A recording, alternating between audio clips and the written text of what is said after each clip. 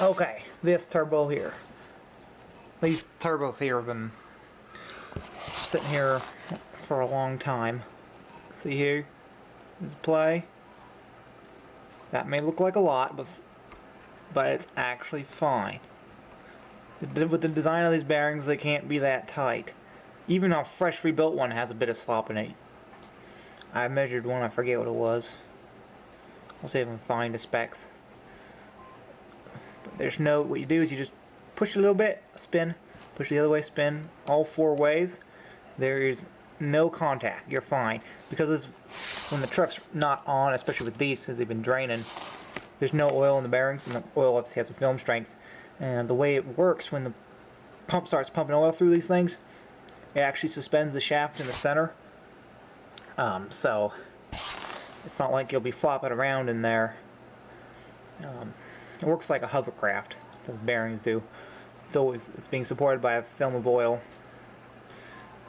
Anyway, so yeah, that one's fine. Now this one over here, let's see if we can get the camera over here. Camera and flashlight, that is extremely important. So this one here looks like it's in better shape cosmetically, but it's not. You can't hardly feel, there's a little slightest bit of rubbing. But again, if you put a little oil in these things, it may decrease to where it'd still be runnable. This would be right borderline for me, runnable or not. I bought them for spare parts, so it doesn't really matter. But there's just the slightest amount of rubbing, and that could even be it rubbing on all that corrosion in there because it's been sitting out for a long time. So if you were to clean it up, take it apart, clean it up, it may not even rub anymore. You can see that slop on this guy here. I mean, that's a considerable amount. But what you really don't want is the in and out play. I mean, if you shouldn't be able to feel any. Let me go back to this one. This one doesn't have any, neither does that one. You can't feel any. If you can feel any, then it's probably too much. Yeah. Like I said, I mean, even on a freshly rebuilt one, you'd be surprised how much slop it has. It has to be, otherwise it's not.